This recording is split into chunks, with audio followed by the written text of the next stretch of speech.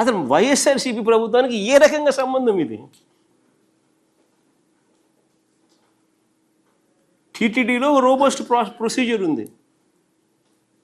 వచ్చే ప్రతి ట్యాంకర్ కూడా అక్రెడిటెడ్ ల్యాబ్ రిపోర్ట్ తీసుకొని రావాలి. ల్యాబ్ రిపోర్ట్ అక్రెడిటెడ్ ల్యాబ్ నుంచి రిపోర్ట్ తీసుకొని వస్తేనే ట్యాంకర్ రాణిస్తారు.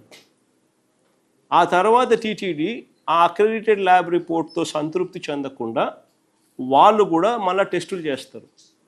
ఆ టెస్టులో పాస్ అయితేనే పైకి పంపిస్తారు, ఫెయిల్ అయితే తిరిగి వెనక్కి పంపిస్తారు. ఇక్కడ కూడా వెనక్కి పంపించినారు, క్లియర్గా కనిపిస్తూ ఉంది. చంద్రబాబు నాయుడు గారి హయాంలో గతంలో 15 సార్లు అలా ట్యాంకర్లు వెనక్కి వెళ్ళాయి. వైఎస్ఆర్సీపీ హయాంలో గతంలో అలా 18 సార్లు వెనక్కి పంపించేసినారు టెస్ట్ ఫెయిల్ అయితే. అక్రెడిటెడ్ ల్యాబ్ రిపోర్ట్ అనుకూలంగా ఉన్న టీటీడీ చేసిన టెస్ట్ ఫెయిల్ అయితే వెనక్కి పంపించే సాంప్రదాయం. మరి అలాంటప్పుడు ఏ రకంగా గంపగుత్త కింద ఏ రకంగా నువ్వు వైసీపీకి అటాచ్ చేస్తున్నావు, వైఎస్ఆర్సీపీ హయాంకి అటాచ్ చేస్తూ ఉండవు? వైఎస్ఆర్సీపీకి ఏం సంబంధం? తప్పు జరిగింది ఇప్పుడు చంద్రబాబు నాయుడు హయాంలో. రిజెక్ట్ చేసిన ట్యాంకర్లు మళ్ళీ వెనక్కి తీసుకొని నువ్వు వాడావు. సిబిఐ ఛార్జ్ షీట్లో చెప్పింది, నేను చెప్పలా. వాళ్ళ ఛార్జ్ షీట్ నెంబరు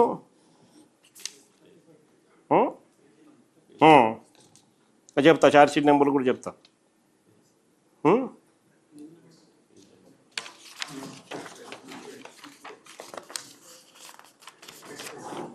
వాళ్ళ charge sheet number CBI SIT final charge sheet, page number 44, page number 91, page number 64. 3 charge షీట్లో ఉన్నాయి చూడండి. Further the adulterated ghee in rejected 4 tankers of MSAR Dairy Food Private Limited were resupplied to TTD in the supply orders of Vaishnavi Dairy Specialities Private Limited, and TTD accepted the same. Instead of directing the rejected 4 tankers of MSAR Dairy Food Private Limited, they directed the 4 drivers of Vaishnavi Dairy Specialities Private Limited A6 to conceal 4 rejected tankers. Accordingly, the drivers secretly took possession of the 4 rejected ghee tankers and diverted them to a concealed location near Sri Raghavendra Crusher, approximately 2 kilometers away from Sri Vaishnavi Dairy Specialities Private Limited on 27/7/2024 at 4 a.m. The rejected ghee of MSAR Dairy Food Private Limited resupplied to TTD during August 2024 and September 2024. CBI charge sheet స్వామి ఇది. సరే, AR dairy గురించి మాట్లాడతాం. దాంట్లో ఇంకో దాంట్లో ఈ CBI next దాంట్లో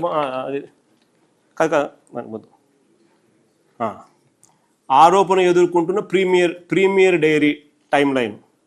CBI SIT charge షీట్లో ఆరోపణలు ఎదుర్కొంటున్న ప్రీమియర్ అగ్రి ఫుడ్స్ 2013 నుంచి 2014-19 మధ్య చంద్రబాబు హయాంలో వరుసగా టెండర్ దక్కించుకుంటూ నెయ్యి సప్లై చేసింది.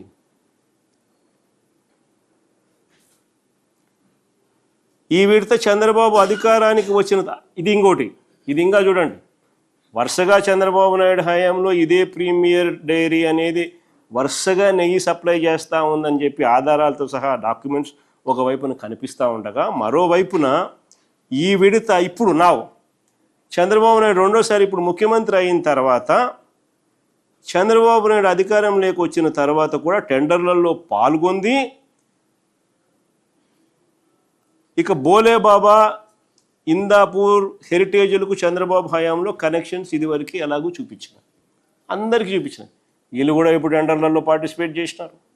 చంద్రబాబు నాయుడు హయాంలో వీళ్ళంతా కూడా ఆ రేట్లకు కోట్ చేసినారు. చంద్రబాబు నాయుడు ఇప్పుడు వచ్చిన తర్వాత రేట్లు మారిపోయినాయి. అప్పుడంతా చంద్రబాబు నాయుడు హయాంలో 273, 320కి సప్లై చేసిన వాళ్ళు ఇప్పుడు ఏకంగా దగ్గర 600 కోట్ చేసినారు. ఇప్పుడు ప్లస్ ఇంతకుముందు నేను చెప్పిన కనెక్షన్, బోలేబాబాకు ఉన్న కనెక్షను, ఇందాపూర్కు ఉన్న కనెక్షను. ఇందాపూర్ ఇంతకుముందు ఏ రేట్లు కోట్ చేసినారు, ఇంతకుముందు చంద్రబాబు నాయుడు టైంలో ఎప్పుడు సప్లై చేసినారు, ఇప్పుడు 658కి మళ్ళీ టెండర్లు ఎట్లా దక్కించుకుంటున్నారు.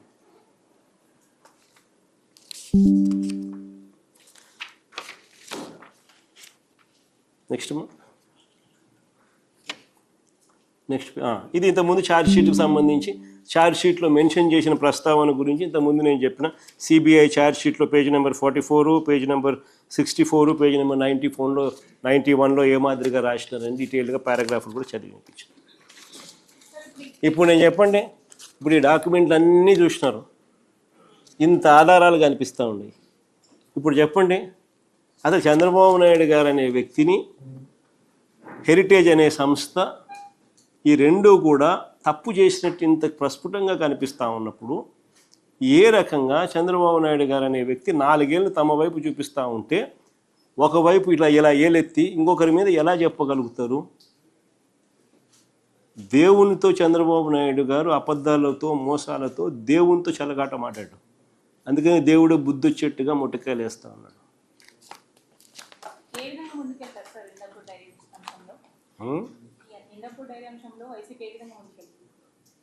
మనం ముందుకు పోయేది ఏముంది, మనం అన్ని ఆధారాలతో చూపించినాము వాటికి.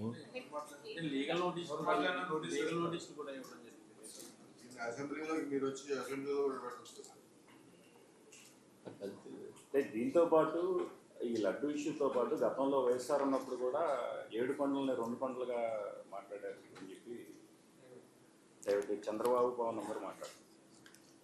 Jio number 746, Jio number 747. ఒకసారి ఫస్ట్ అది చూడండి, ఒకసారి ఫస్ట్ ఆ జియోని చూడాలి. ఫస్ట్ మీ అందరికీ కూడా ఎడ్యుకేట్ కావాలి. అసలు ఆ జియోలు ఇచ్చింది ఎవరు? రాజశేఖర రెడ్డి గారు ఇచ్చినారు. ఆ జియోలు ఏంటి? టీటీడీని 7 కొండలుగా గుర్తించింది రాజశేఖర రెడ్డి గారు నాన్న. టీటీడీ పరిధిని 350 కిలోమీటర్లకు పెంచింది నాయన. అన్యమత ప్రార్థనలు టీటీడీలోనూ మిగిలిన ఒక 19 గుడుల దగ్గర జరగకుండా కట్టడి చేస్తూ జీవోలు ఇచ్చింది కూడా నాయనే, వైఎస్ఆర్ఏ. చంద్రబాబు నాయుడు గారు అప్పట్లో బీజేపీతో లేడు, ముస్లిం ఓట్స్తో పనిపడింది, క్రిస్టియన్ ఓట్స్తో పనిపడింది. అప్పుడు ఇదే చంద్రబాబు నాయుడు గారు ఏమన్నా 2009లో 746 జివో 747 జివో వైఎస్ఆర్ గారు ఇచ్చినారు, మేము వచ్చినా క్యాన్సిల్ చేస్తామన్నాడు.